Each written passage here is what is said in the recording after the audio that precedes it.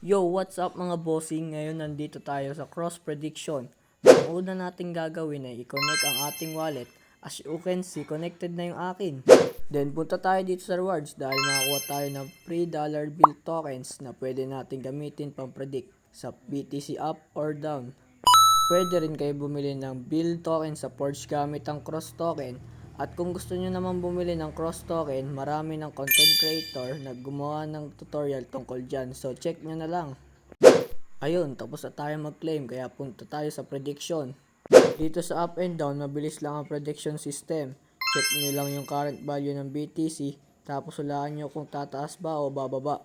May technique din tayo dito mga bossing. Kapag di pa kayo sure sa prediction nyo, hintayin nyo muna na tuloy-tuloy na tumaas o bumaba yung chart bago kayo mag-buy ng up or down.